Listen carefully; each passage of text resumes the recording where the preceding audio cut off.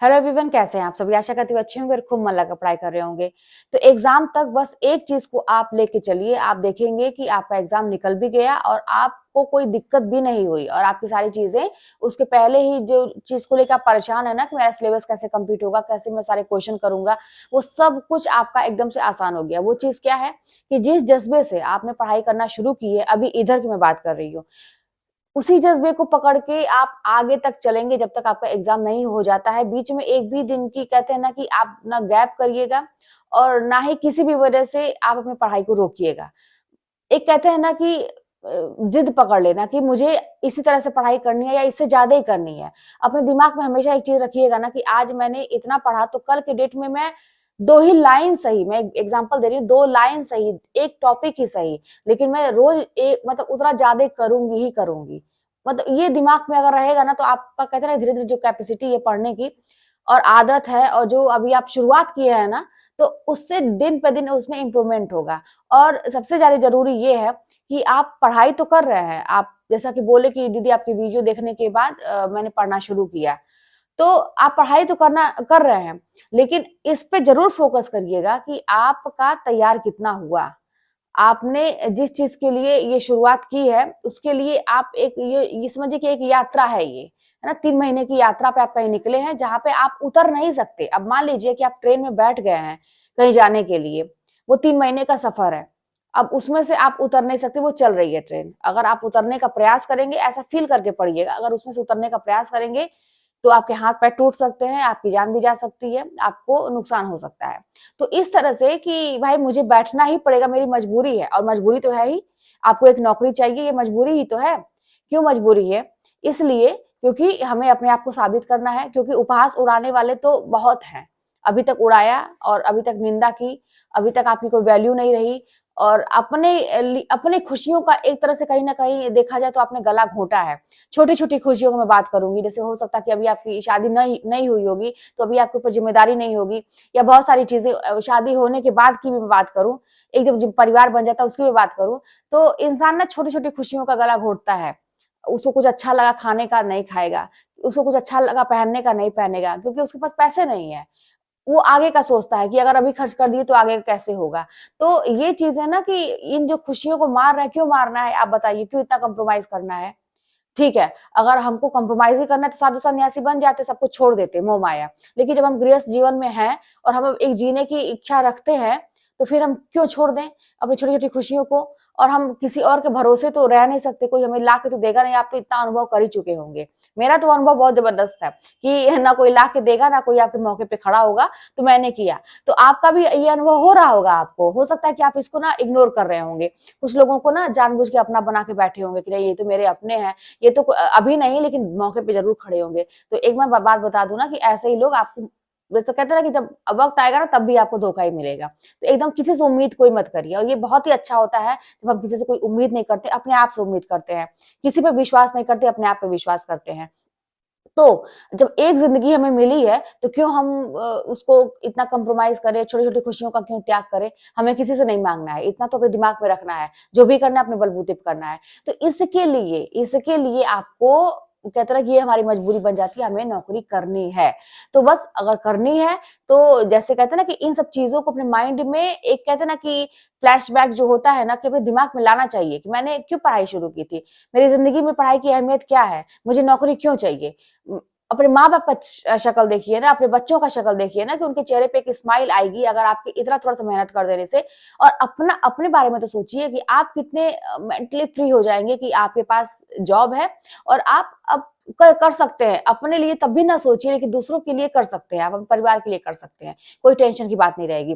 तो बहुत सारी चीजें हैं जो हमें एक मतलब कहते हैं ना कि जो मैंने बोला कि 3 महीने तक पकड़ के उसको रखना है, तो वो करने के लिए मजबूर करती है। तो ये आपको मतलब रोज आपको अपने विषय में 5 मिनट 10 मिनट लगता है, लेकिन इस चीज को एक कहते हैं ना कि अपने दिमाग को इसको रिमाइंड कराइए कि हाँ ये चीजें हैं तुम्हारे साथ, तुम्हारी जिंदगी अलग है, तुम दूसरा का कॉपी मत करो। बहुत सारे लोग होते हैं ना कि उसके जैसा उसके जैसा उसके जैसा मेरी जिंदगी क्यों रही है, नहीं है तो नहीं है, इसको मानना चाहिए। अब मेरे साथ बहुत सारी प्रॉब्लम थी तो मैं मान ली, अभी भी मैं मान ली, कि हाँ ठीक है, मुझे ये काम करना पड़ेगा, मेरी लाइफ थोड़ी सी अलग है सबसे, तो ठीक है, कोई दिक्कत नहीं है तो है, अपने जीना कोई थोड़ा नहीं छोड़ देगा। लेकिन मुझे बहुत अच्छा लगता है कि ये चीजें जो मैंने सोचा, एक तरह से भगवान ने भी मदद की, और एक तरह से मेरा जो नेचर था या जो भी कहिए, उसकी वजह से बहुत सारी चीजों को मतलब भूलती गई और आगे बढ़ती गई और लड़ना सीखा, अपने सिचुएशन से लड़ना सीखा, संघर्ष करना सीखा। तो और संघर्ष, ये मुझे संघर्ष बिल्कुल भी नहीं लगता है, क्योंकि ये मेरी इच्छा थी। मैं चाहती तो मैं भी कंप्रोमाइज कर लेती कि चलो जाने दो, अब यही मेरा भाग्य है, यही मेरा जीवन है ना। आप लोग भाग्य की बात करते हैं, किस्मत की बात करते हैं ना, कि आपकी किस्मत दीदी ऐसी नहीं थी, आपकी किस्मत में था नौकरी मिल गई, बिल्कुल भी नहीं, ऐसा नहीं था। मैंने किस्मत को बदला है। तो वही चीज है कि मैं भी मान लेती कि मेरी किस्मत यही है, चलो जाने दो, जैसा हुआ छोड़ो, जाने दो, रोते रहते और उसी थोड़े से पैसों में जो प्राइवेट इधर उधर करके गुजारा करती। और वो, लेकिन वो मुझे मंजूर ही नहीं था कहीं से, मुझे वो नहीं चाहिए था। अपनी जिंदगी को अपनी तरह से जीने का, कहते हैं ना कि एक मेरी बहुत प्रबल इच्छा थी। तो जब आपकी प्रबल इच्छा किसी चीज के लिए होती है तो वो चीजें पूरी होती है। तो आपको भी प्रबल इच्छा अभी रखना पड़ेगा कि 3 महीने के लिए जिस कहते हैं ना कि जिस मतलब एक अपनी सोच लेके जो आप पढ़ना शुरू किए हैं या आगे बढ़ना शुरू किए हैं, उसको छोड़ना नहीं है। वही बात है कि अगर आप ट्रेन पर बैठ गए हैं, किसी यात्रा के लिए निकल गए हैं, तो उसमें से आप उतर नहीं सकते, उतरेंगे तो आपको नुकसान ही होगा। तो इसीलिए अब वहीं उतरिएगा, अपने लक्ष्य पे ही जाके आपकी ये जो यात्रा है ना, वो रुकनी चाहिए वहीं पे जाके।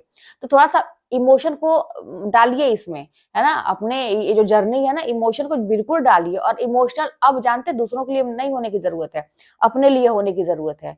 क्योंकि आपके लिए कोई इमोशनल नहीं होता है, ना ही आगे होगा, और ना ही आप किसी से उम्मीद करें कि आपके इमोशन का कोई ख्याल रखेगा। कोई भी, आप आंसू बहाते रहेंगे, लोग देखते रहेंगे, आपके मुंह पर थोड़ी सिंपैथी भी दिखा देंगे, लेकिन पीछे आपका मजाक बनाते रहेंगे। तो ये चीजें महसूस करिए भाई। देखिए, जीवन को जो समझ गया ना, वो आगे निकल गया। वो अगर कम भी पाता है ना, कम भी कमाता है बड़ी चैन से, लेकिन वो रहता है। वो क्या है ना, बस ये दूसरों के चक्कर में ना पड़िए, लोग क्या कहते हैं उसके चक्कर में ना पड़िए। अपने पे ध्यान दीजिए, अपने फोकस करिए, अपनी कमियों को सुधारना शुरू करिए। आप जीवन में क्या चाहते हैं, आपका जीवन किस लिए हुआ है, थोड़ा सा अध्यात्म की तरफ भी अपना प्रयास करिए जाने का, और अपने विषय में जाने, आप हैं कौन। आपका अगर जन्म हुआ है तो हुआ क्यों है, आपके अंदर इतनी सारी शक्तियां हैं, आप उसको पहचान क्यों नहीं पाते हैं। जैसे हनुमान जी को उनकी शक्ति का याद दिलाया गया था, तो उन्होंने सीधे समुद्र को पार कर लिया था। तो उसी तरह से आपको भी ना अपनी शक्तियों को, फिलहाल यहाँ पर ना कोई आएगा आपको याद दिलाने के लिए। थोड़ा सा मैं मोटिवेट करने का प्रयास करती हूँ, क्योंकि मैं अपने आप को खुद करती हूँ, मैं दूसरे के भरोसे नहीं रहती हूँ। लेकिन हाँ, जब मैं तैयारी करती थी, तो जैसे आप लोग मेरे वीडियोस खोजते हैं, मोटिवेशन खोजते हैं, मैं भी खोजती थी। मुझे बहुत फायदा हुआ, बहुत फायदा हुआ। जो मतलब कहते हैं ना, मेरी जॉब है वो एक अंदर से ना मोटिवेशन की वजह से ही है। क्योंकि किताब कॉपी तो सबके पास होती है, आपके पास भी किताब कॉपी तो कई सालों से पढ़ी होगी, क्यों नहीं अभी तक निकल पा रहा है। तो लेकिन उसके लिए एक जज्बा चाहिए ना, पढ़ने के लिए वो जो प्रेरणा मिलती है अंदर से कि नहीं, मुझे करना है, वो कहाँ से, मोटिवेशन से ही आता है। इसलिए मैं इस पर ज्यादा फोकस करती हूँ। और अपने इमोशन को, लोग कुछ कहे ना, तो उस बात को मन में रखना सीखिए, अपने दर्द को पालना सीखिए, अपने दर्द को महसूस करना सीखिए, और उस पर काम करना शुरू करिए कि ठीक है, आज तुम्हारी बारी है, तुम कह लो, कल मेरी भी बारी आएगी, और वो बारी मैं खुद अपने प्रयासों से लेकर आऊंगा। तो इस तरह से आप करेंगे ना, एक जज्बे के साथ, एक फाइटर बनना पड़ेगा। आपके पास बहुत एनर्जी है, आपको कोई नहीं हरा सकता है, उसको महसूस करिए। अगर आप बहुत, अभी आप अपने आप को कमजोर महसूस कर रहे हैं, बहुत हारा हुआ महसूस कर रहे हैं ना, तो एक बार निकलने की जरूरत है, एक बार आपको दहाड़ने की जरूरत है, अंदर की आवाज बाहर लाने की जरूरत है। आप देखेंगे ना कि सारे रास्ते आपके लिए बन गए। हाँ, उसमें से कुछ लोग नाराज हो जाएंगे, कुछ लोग आपके जीवन से निकल जाएंगे, कुछ चीजें होंगी, घटित होंगी, उसके लिए तैयार रहिए। क्योंकि जीवन आपका है, बनेगा या बिगड़ेगा, जो भी है, जो भी सिचुएशन होगी आपके साथ होगी, कोई भी नहीं आएगा। तो आप लोगों के बारे में इतना क्यों सोचना। और जो अपने होते हैं ना, वो कभी भी आपका साथ नहीं छोड़ते हैं। जो पराये होते हैं वो आपको मुसीबत में साथ छोड़ देंगे। आप कुछ करने का प्रयास करेंगे तो आपको दबाएंगे, आपके ऊपर कमेंट बाजी करेंगे, या कुछ भी करेंगे ना, वो तो अपने नहीं होते हैं। भले ही वो खून के रिश्ते हो, तभी वो आपके अपने नहीं है। बाहरी लोग भी आपके अपने हो सकते हैं, जो खून के रिश्ते नहीं, वो आपके अपने, जो आपको सच्ची राह दिखाए, जो आपके फ्यूचर के बारे में सोचे, आपको पुश करे कुछ करने के लिए, वो आपका अपना है। ऐसे अपनों की जरूरत नहीं है जो हमें हर बात पे पीछे खींचने का प्रयास करे, जो हमें तकलीफ दे, जो हमारे इमोशन को ना समझे। तो इसलिए अपने इमोशन को अपने तक रखिए। और अगर रोने का बहुत मन करे ना, अपने जिंदगी के सिचुएशन पर रोने का मन करे, तो कुछ नहीं, कमरे में जाइए, कमरा बंद करिए, रोइए, आंसू पोंछते हुए बाहर निकलिए, और मुस्कुराते हुए चेहरे के साथ बाहर निकलिए।